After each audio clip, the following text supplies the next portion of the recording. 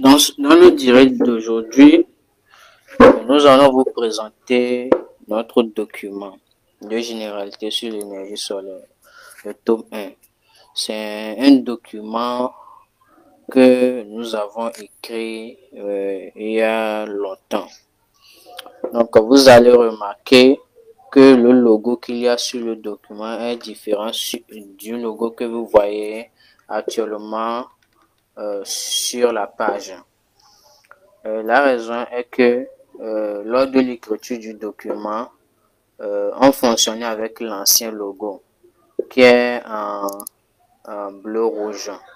Le nouveau logo, c'est de couleur bleu-vert. Donc, c'est la raison pour laquelle vous voyez l'ancien logo ici actuellement. Je tiens à préciser que l'objectif de ce document, ce n'est pas de vous donner des connaissances approfondies, aller en profondeur, non, c'est de vous donner les notions de base, c'est de vous donner l'essentiel que vous devez savoir sur l'énergie solaire. Donc, pour ceux qui ne me connaissent pas, moi c'est Adi Jocelyn, je suis ingénieur des travaux en électrotechnique, technicien en énergie solaire et biogaz. Bon, vous avez vu, c'est mon contact WhatsApp que vous voyez sur la page actuellement, ainsi que ma photo. C'est pour ceux qui ne me connaissent pas. Dans ce cas, nous pouvons continuer.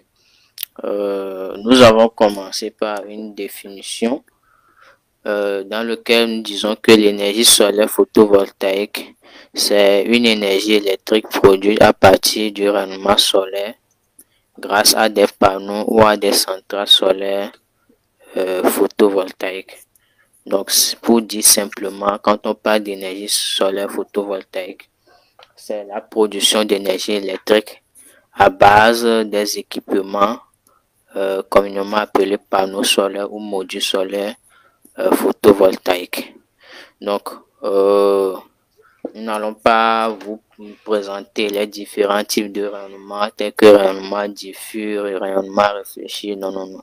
Nous, notre objectif, c'est de vous donner l'essentiel, la notion de base que vous devez avoir en tant que installateur de panneaux solaires photovoltaïques.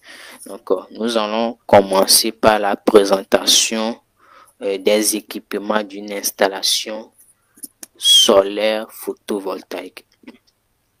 Une installation solaire photovoltaïque est principalement constituée de panneaux solaires, de régulateurs de charge, des batteries, des convertisseurs DC-AC, des convertisseurs DC-DC, les appareils, etc. Donc, ici, nous avons listé les équipements qui composent une installation solaire photovoltaïque. Nous parlons bien sûr des équipements principaux. Et nous ajoutons que ces équipements ci-dessus sont les principaux. Dans de grandes installations, nous avons les équipements de protection, les coffrets, etc. Donc, retenez bien ces équipements. Nous allons parler un peu plus en détail dans la suite de la présentation. Alors, nous souhaitons la bienvenue à tous ceux qui nous suivent pour la première fois. Si vous m'entendez, je vous prie de le mettre en commentaire et n'hésitez pas à partager le live et faire profiter ce moment à vos amis, à vos connaissances. Merci.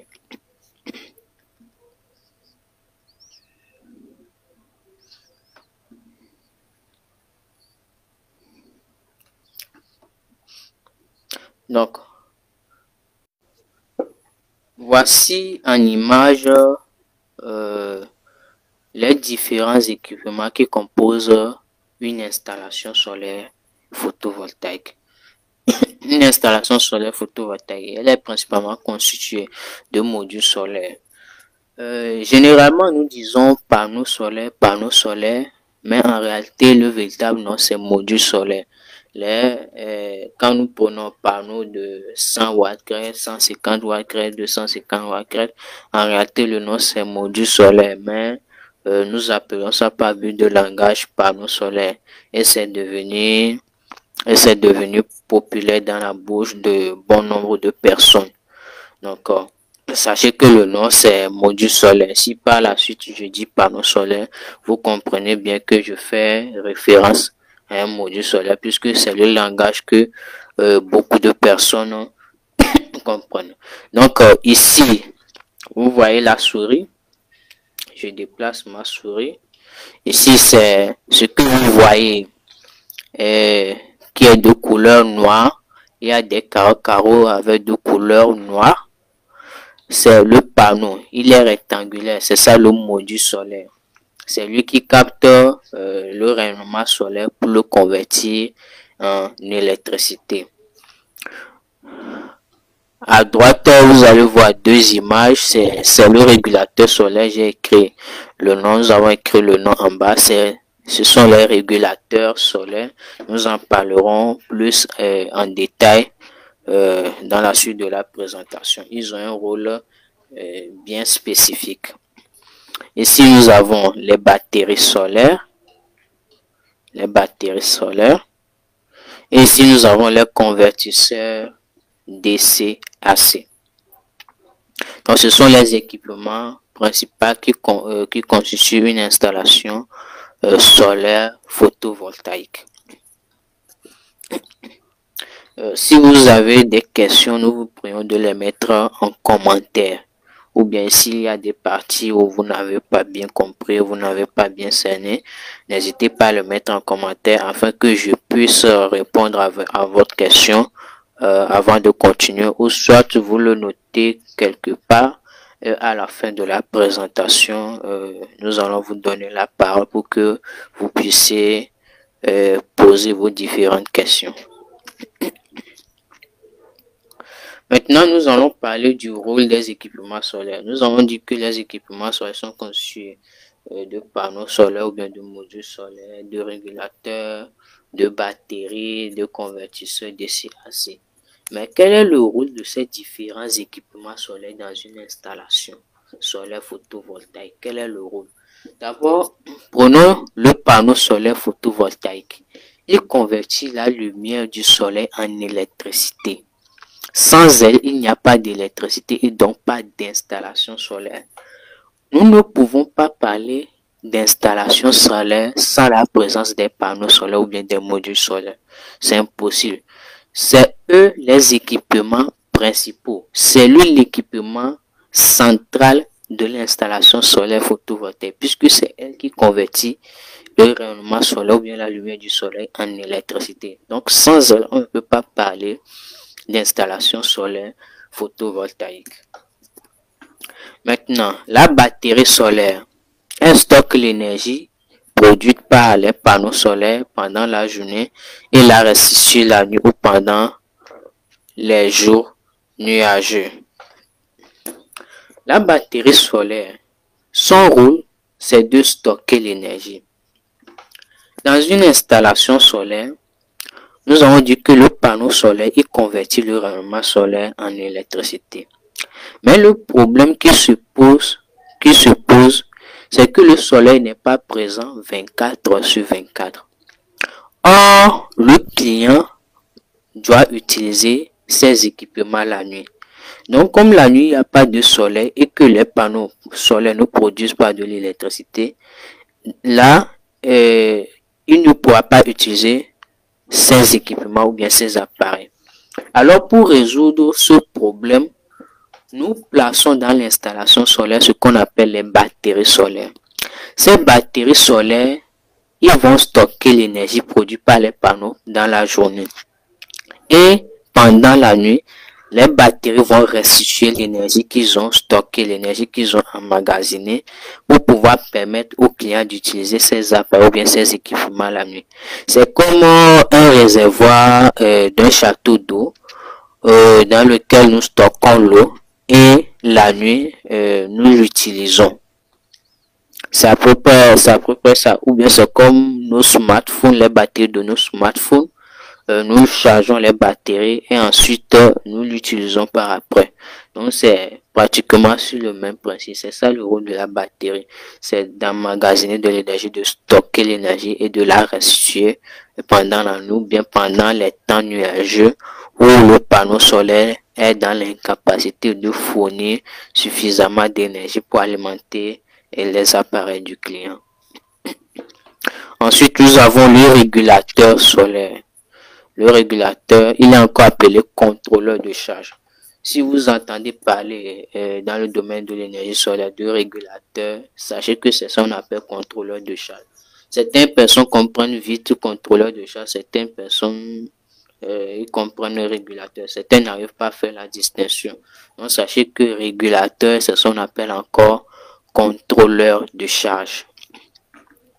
Son rôle est de contrôler la charge, la décharge de la batterie solaire et de protéger la batterie contre les décharges profondes. Il permet de maintenir la batterie en bon état.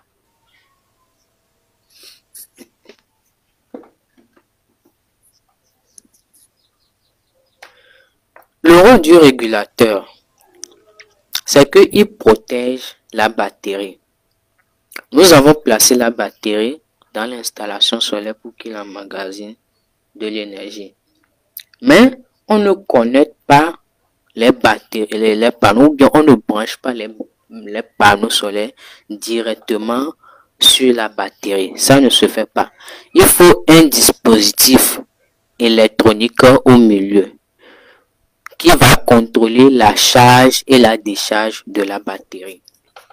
Si vous branchez le panneau solaire sur la batterie, pendant le jour, le panneau ne va faire que envoyer de l'énergie. Il ne va que faire envoyer de l'énergie.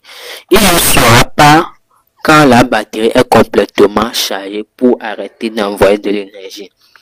Et conséquence, la batterie risque de vite se détériorer. Donc c'est la raison pour laquelle on place un régulateur ou un contrôleur de charge.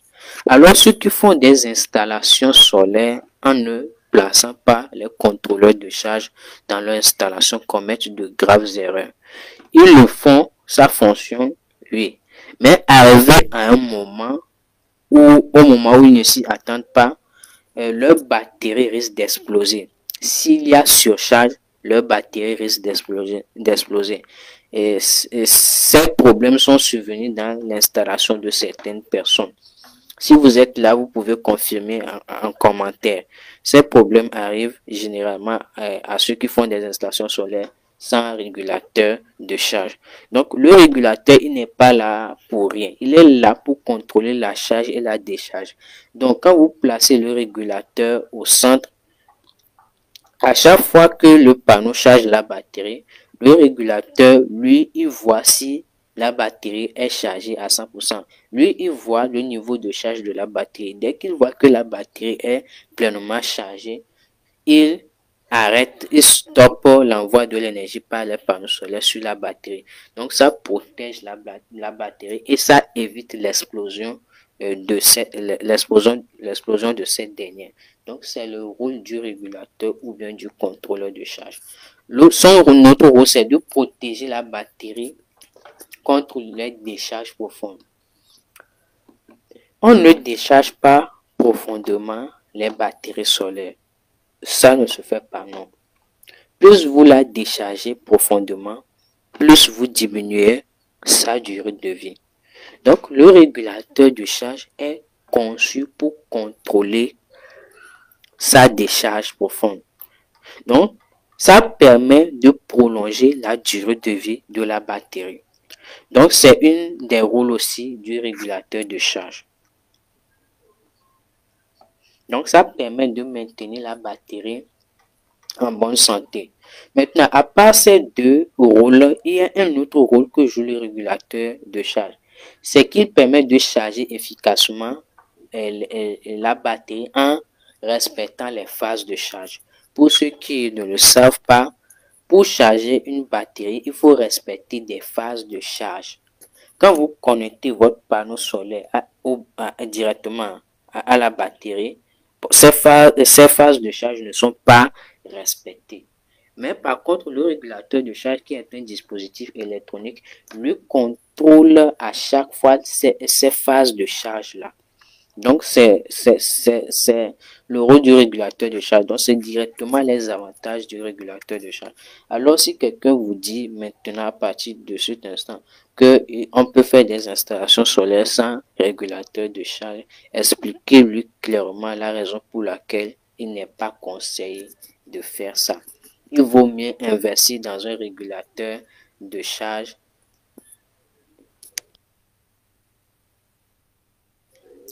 et prolonger la durée de vie de sa batterie plutôt que de ne pas l'utiliser et courir le risque de voir sa batterie exploser ou la voir vite se détériorer plutôt que prévu. Parce que la batterie est l'équipement qui coûte cher dans l'installation solaire. C'est l'équipement, c'est l'élément qui coûte la plus cher, qui coûte la plus cher dans l'installation solaire. Le convertisseur DC-AC, il est encore appelé inverter ou onduleur. Il convertit la tension DC des batteries ou des panneaux solaires en tension AC. DC, c'est pour désigner tension continue. AC, c'est pour désigner tension alternative. Donc, convertisseur DC-AC, ça veut dire qu'il convertit une tension continue à une tension alternative. Donc, dans le domaine de l'énergie solaire, certains l'appellent inverter, certains l'appellent onduleur, certains l'appellent convertisseur. Généralement, les techniciens l'appellent convertisseur. Donc, lui, son rôle, c'est de convertir une tension continue à une tension alternative. Pourquoi il est important? Vous devez savoir que les panneaux solaires et les batteries solaires fournissent une tension continue. Or, dans les ménages, la plupart des appareils qui sont utilisés fonctionnent en tension alternative, c'est-à-dire en tension compatible avec celui du réseau de distribution ou bien celui du réseau électrique. Donc, on ne peut pas utiliser directement la tension continue des panneaux solaires ou bien des batteries pour alimenter les appareils qui se trouvent dans les ménages. Alors, pour pallier à ce problème, on utilise un convertisseur. Donc, le convertisseur DC-AC ou bien inverter ou onduleur va convertir cette tension continue des panneaux ou des batteries en tension compatible identique à celui du réseau électrique pour que les ménages puissent utiliser les appareils fonctionnant en 220 volts ou 380 volts. Donc, c'est ça l'objectif du convertisseur.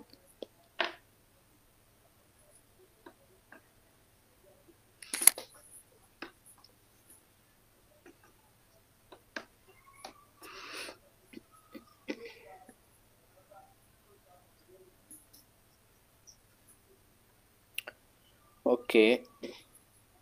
Maintenant, nous allons passer aux caractéristiques des panneaux solaires.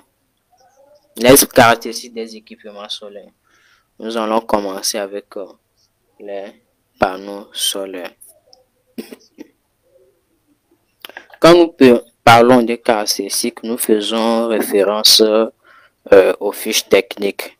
Donc, nous allons essayer de comprendre les éléments qui sont écrits sur les fiches techniques des panneaux solaires. Quand vous êtes installation et technicien en énergie solaire, vous ne devez laisser rien au hasard. Ce n'est pour rien que les constructeurs ont mis ces indications. Ce n'est pour rien que les équipements solaires viennent avec les fiches techniques. Ils ont leur importance. Donc, nous allons voir les éléments essentiels. Nous n'allons pas tout voir. Non, non, non. Nous allons voir les éléments essentiels que les installateurs novices débutants doivent connaître pour pouvoir faire un dimensionnement ou bien pour pouvoir faire de bonnes installations. D'abord, nous avons la technologie. Il existe des panneaux solaires polycristallins, monocristallins, amorphes. Donc, nous avons différents types de panneaux solaires. Nous avons les poly, les mono, l'amorphe. En Afrique, c'est généralement les polycristallins qui sont les plus utilisés, puisqu'ils coûtent moins cher par rapport aux monocristallins. Les amorphes, bon, on ne les utilise pas. C'est rare que vous allez voir quelqu'un utiliser amorphe. Sinon, les plus utilisés, le plus utilisé, c'est pour les cristallins. Et ensuite, vient le monocristallin.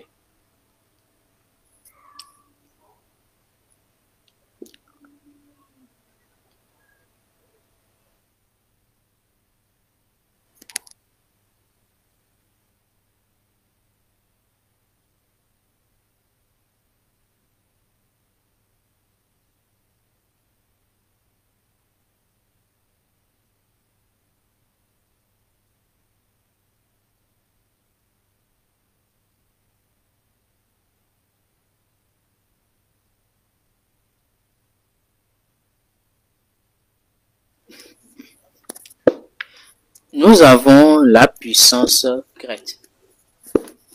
C'est la puissance qui est produite par les panneaux solaires dans les conditions de référence, qui est de 1000 watts par mètre carré, 25 degrés Celsius. Bon, cette puissance est importante dans le choix des panneaux solaires. Quand vous faites votre dimensionnement, vous trouvez le champ solaire qu'il faut pour répondre à la demande de votre client. Vous avez besoin de connaître la puissance crête afin de trouver le champ solaire qu'il faut. Et la puissance crête, c'est la puissance maximale que le panneau solaire ou bien le module solaire peut produire dans certaines conditions. Généralement, on les appelle les conditions de référence. Et ces conditions correspondent à une journée très ensoleillée. Très ensoleillée. Ces conditions correspondent à une journée très ensoleillée. Donc, quand je prends un panneau de 150 watts crête qui est donné par le constructeur, pour que ce panneau puisse produire les 150 watts, il faudrait que ce soit un jour très ensoleillé et que la température des panneaux avoisine les 25 degrés Celsius. C'est la condition. Mais étant donné que nous sommes en Afrique, il arrive que nous installons des panneaux solaires, par exemple de 150 watts crête, et que la puissance venait à dépasser même les 150 watts. La puissance produite par ce panneau dépasse même les 150 watts. Ça dépend aussi de la qualité du panneau solaire que vous utilisez. Nous avons la tension VOC. C'est la tension que produit le panneau solaire quand il n'est connecté à aucune charge. La tension VOC, c'est simplement la tension à vide. Quand vous prenez votre panneau solaire et puis vous mesurez la tension à ces bornes, vous l'exposez au soleil et puis vous mesurez la tension à ces bornes, c'est ce qu'on appelle la tension à vide. C'est-à-dire il n'est branché à aucune charge, il n'est pas branché au régulateur, à une batterie, à un appareil, non. Quand vous prenez le panneau, vous l'exposez, vous mesurez sa tension, c'est la tension à vide ou bien la tension VOC que vous allez trouver. Nous avons la tension VMP. C'est la tension que produit le panneau solaire quand il alimente une charge. Ça, on appelle aussi la tension de charge. C'est un élément très important dans le dimensionnement, principalement lors du choix des équipements. De même que le courant de court-circuit, c'est le courant maximal que produit le panneau solaire quand on le court-circuite. Le courant IMP, c'est le courant que produit le panneau solaire quand il alimente une charge. Quel est l'intérêt de ces informations? Si vous comprenez le sens de ces informations, vous pouvez choisir des équipements solaires sans problème. Ça vous permet d'abord de voir si vous devez câbler les panneaux solaires en série ou en parallèle ou faire un câblage mixte en fonction du type de régulateur choisi. Parce que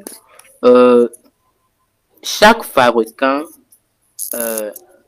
a 7 critères.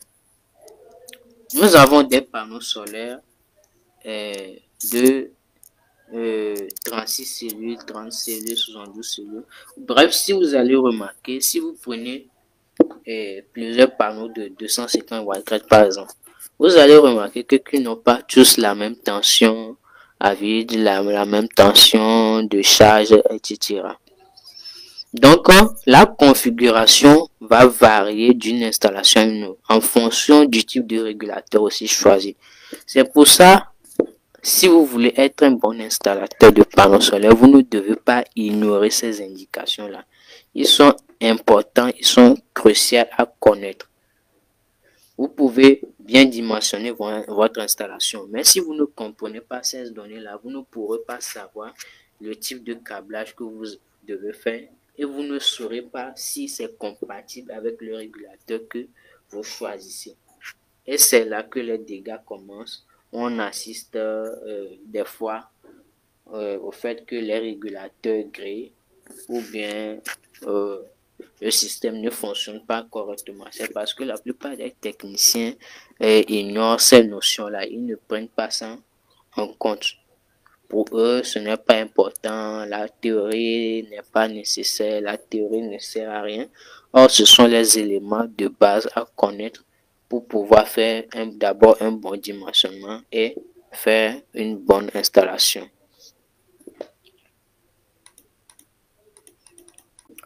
Donc, voici la fiche technique d'un panneau solaire que nous avons pris. Donc, la technologie, d'abord parlons de la technologie, c'est monocristallin. Bon, il est évident qu'on ne le voit pas sur la fiche technique, mais si vous cherchez ça sur Internet, vous le verrez. Maintenant, la puissance de ce panneau, rated maximum power.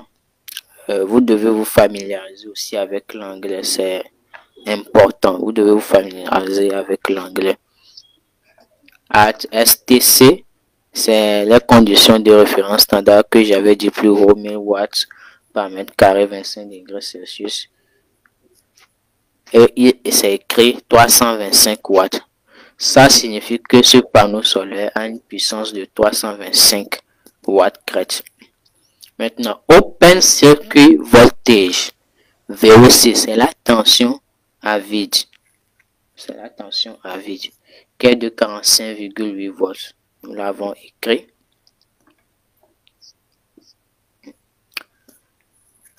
Maximum Power Voltage, VMP, qui est de 37,1 volts. Nous l'avons écrit. Short Circuit Voltage, ISC, qui est le courant de court-circuit. Elle est de 9,28 ampères.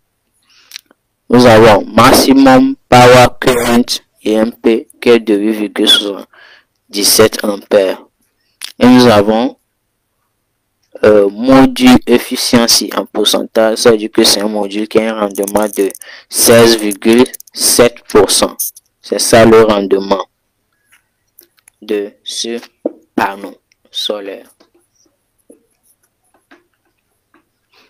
D'accord. Vous faites le même exercice en prenant d'autres panneaux solaires et vous listez les différentes caractéristiques: puissance, tension à vide, tension de charge, courant de court-circuit, courant de charge.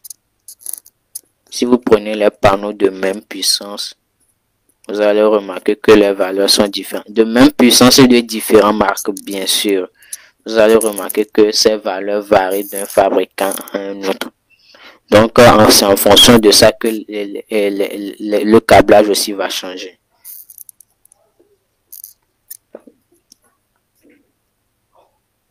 Donc, ici, je vous présente Il y a différents types de panneaux solaires.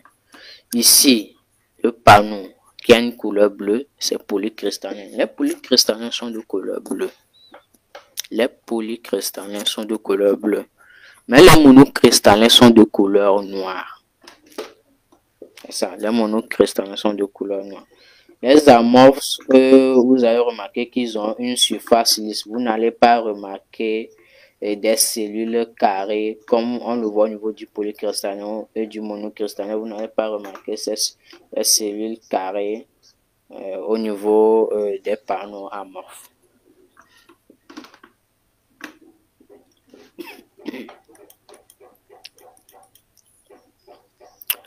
Non, caractéristiques maintenant, passons aux batteries solaires. Nous avons plusieurs types de batteries solaires. Nous avons plomb ouvert, AGM, GL, Verla, OPZS, OPZV, lithium. Mais ici, voici une batterie GL, voici une batterie Verla, voici une batterie OPZS, voici une batterie OPZV et voici une batterie lithium. Toutes ces batteries s'utilisent dans les installations solaires.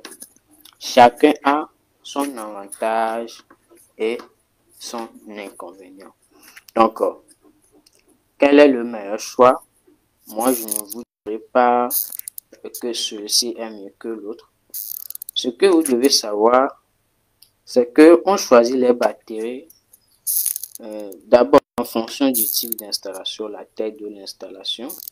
Et il faut aussi voir la capacité financière du client. Donc, il faut voir si je dois faire une installation solaire où j'ai la possibilité d'utiliser des batteries gel. Pourquoi vouloir installer des batteries OPZV au client alors que ces batteries OPZV coûtent beaucoup plus cher? Le client n'a pas suffisamment de moyens. Alors, dans certaines circonstances, je peux opter pour les batteries gel. Mais attention, ça dépend aussi de la taille de l'installation. À certains niveaux, vous ne pouvez pas utiliser les batteries gel, les petites batteries. Vous serez obligé d'utiliser soit les batteries OPZV, OPZS ou batteries lithium. Et il n'y a pas de formule magique ou bien de formule exacte pour dire que dans tel cas, il faut utiliser tel type de batterie, dans tel cas, il faut utiliser tel type de batterie. C'est une expérience que vous allez acquérir au cours du temps.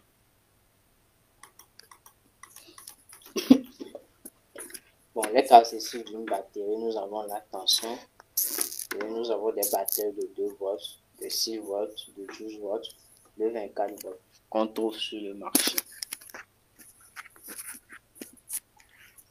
Nous avons la capacité qui est en ampères, batterie de 100 ampères, de 150 ampères, de 200 ampères, 250 ampères, et de 500 ampères, 1080 ampères, etc., etc. Nous avons la durée de décharge. La durée de décharge pose beaucoup de problèmes aux techniciens. Mais je vous invite à aller lire nos précédentes publications que nous avons écrites à propos de la durée de décharge ou bien du régime de décharge. Nous avons précisé ici que nous avons sur le marché des batteries C5, C10, C20, C100, C120. Ces données aussi sont très importantes à connaître. Ils sont très importants à connaître. Ils ne sont pas à négliger. Surtout pour de grandes installations. Ils ne sont pas à négliger. Donc, nous vous invitons à aller lire nos précédentes publications par rapport à la durée de décharge ou bien du régime de décharge. Donc, voici la photo de 2 batteries. Nous avons une batterie AGM de 12 volts 90 ampères. Et nous avons batterie lithium de 12,8 volts d'une capacité de 200 ampères. Vous devez savoir aussi que les batteries lithium coûtent non seulement beaucoup plus cher que les autres batteries, mais ont une plus longue durée de vie. C'est ça l'avantage des batteries lithium. C'est qu'ils ont une très longue durée de vie et ils supportent les décharges profondes. Contrairement aux autres types de batteries, GL, AGM, OPZS, OPZV, qui sont des batteries plomb, la batterie lithium, elle supporte les décharges profondes et aussi dure longtemps. Mais l'inconvénient, c'est qu'il coûte 2 à 3 fois plus cher que les autres types de batteries.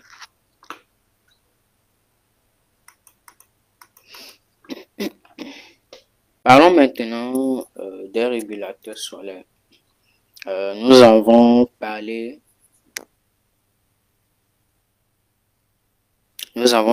du régulateur de charge, qui est encore appelé contrôleur de charge.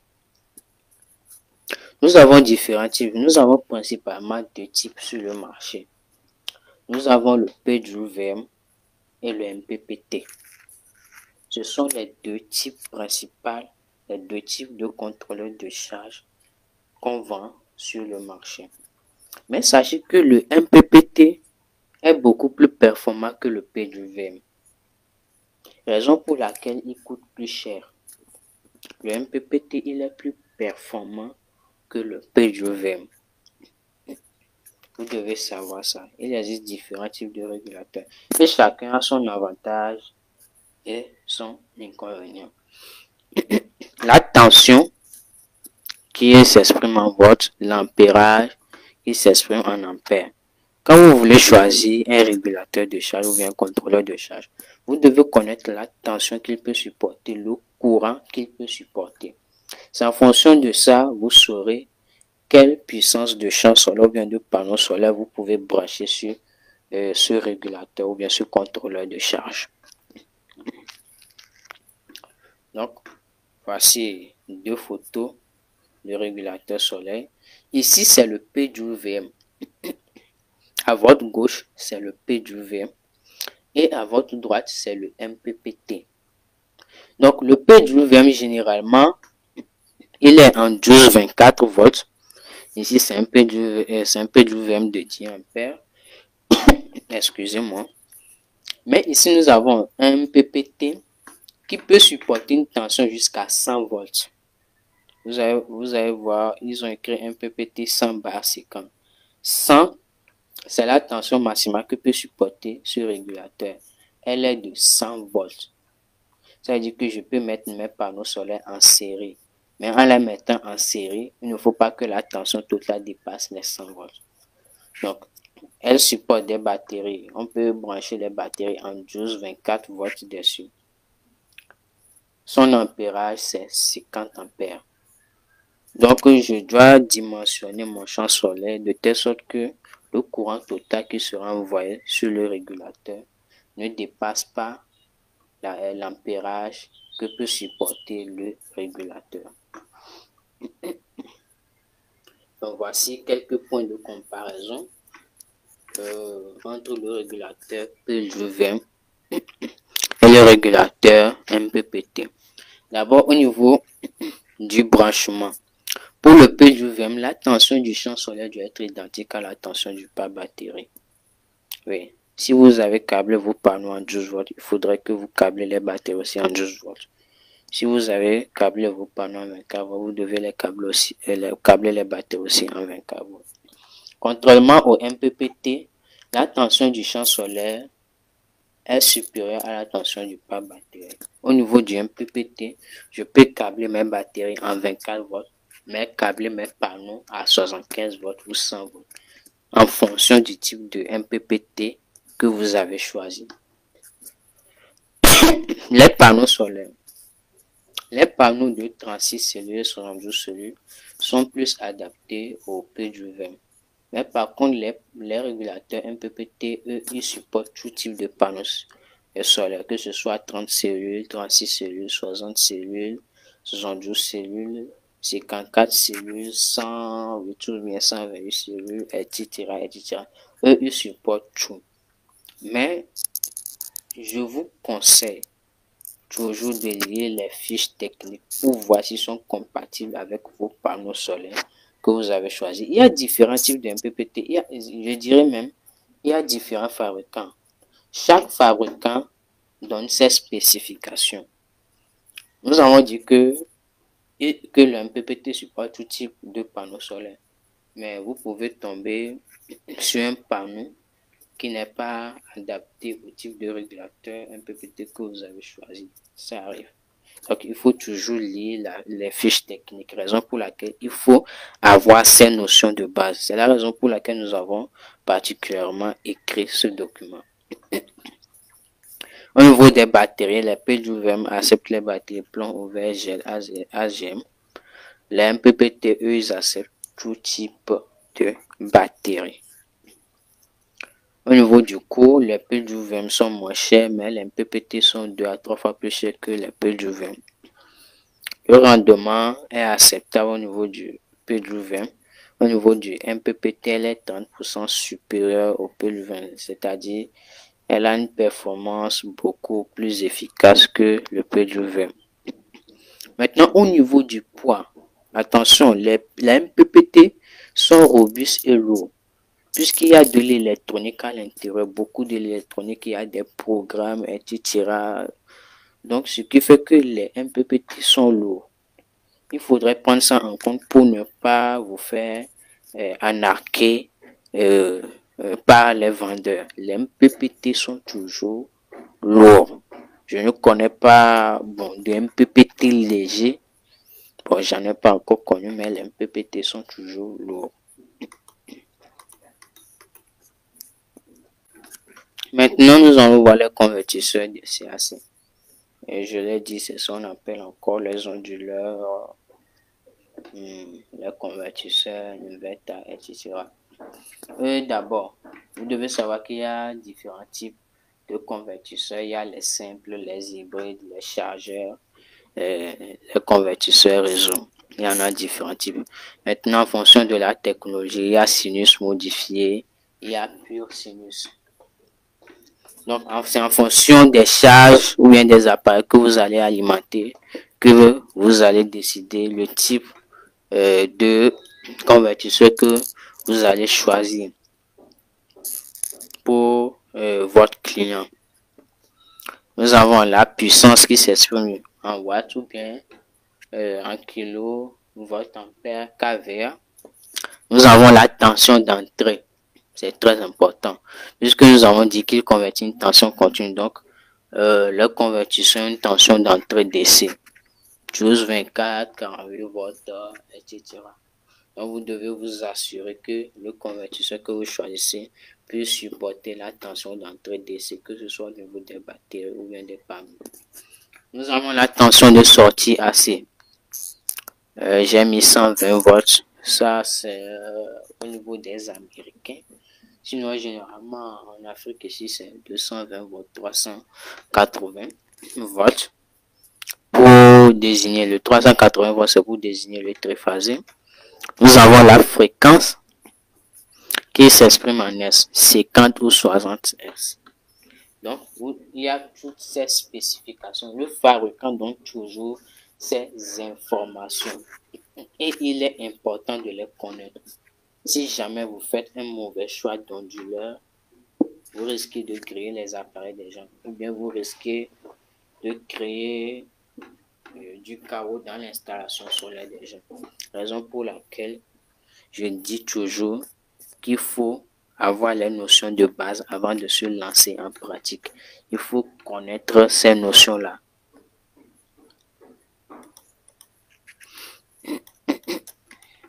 Donc, je vous présente un type de convertisseur. C'est un convertisseur simple.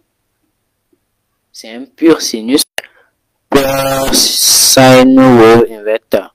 Bon, excusez-moi si je ne prononce pas bien. C'est pour désigner pur sinus. Nous avons DC 12. Donc, ça veut dire qu'il supporte une tension d'entrée de 12 volts. Et nous avons AC 220 volts. Ça veut dire que la tension de sortie, c'est 220 volts. Maintenant, nous avons 1500 watts. Cela signifie que c'est un convertisseur de 1500 watts.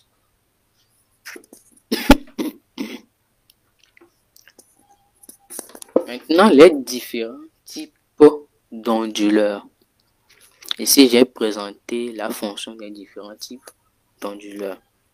les onduleurs simples, hybrides, chargeurs, réseau. Les onduleurs simples, eux, on les branche directement sur les batteries afin de pouvoir alimenter les appareils fonctionnant en tension alternative. Les onduleurs hybrides, eux, ce sont des onduleurs qui supportent plusieurs sources d'entrée, telles que panneaux solaires, batteries, réseaux électriques, éoliens. Donc, nous avons des onduleurs hybrides qui supportent 3 sources, 4 sources, etc. Il y en a différents types. Les onduleurs chargeurs. Ce sont des onduleurs qui permettent de charger les batteries à l'aide du réseau électrique. Le réseau électrique fournit une tension alternative. Or, les batteries fonctionnent en tension continue. Donc, vous ne pouvez pas prendre le réseau électrique et puis brancher directement sur la batterie pour dire que vous allez la charger. Non. C'est la raison pour laquelle on utilise les onduleurs chargeurs. Les onduleurs réseau.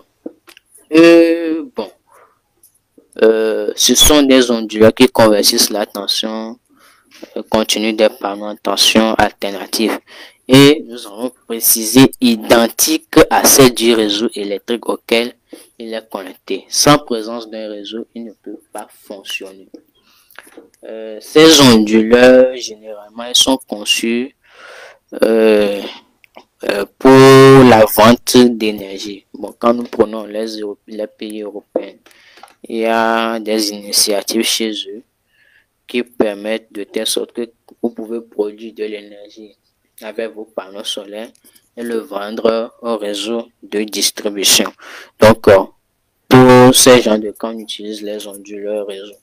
Mais cela n'empêche pas que ici, nous pouvons l'utiliser. Mais vous devez faire attention à ce que la loi vous autorise à faire l'injection parce que les onduleurs réseau font automatiquement de l'injection dans le réseau électrique, à moins que vous les programmez. Vous programmez la fonction zéro injection. Vous voyez? Donc, si jamais vous êtes dans un pays où l'injection n'est pas autorisée et que vous n'avez pas bien programmé votre onduleur réseau, et quand il va produire, quand les panneaux solaires vont produire l'énergie, le surplus qui n'est pas utilisé sera injecté dans le réseau électrique.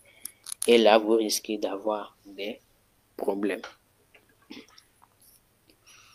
Donc, voici en image les différents types d'onduleurs que nous vous présentons. Onduleurs simples, onduleurs chargeurs, onduleurs hybrides, onduleurs réseau. Ici, c'est la marque Vitron. Onduleur hybride, c'est la marque Steka. Onduleur réseau, généralement, les gens utilisent Phonus ou marque SMA.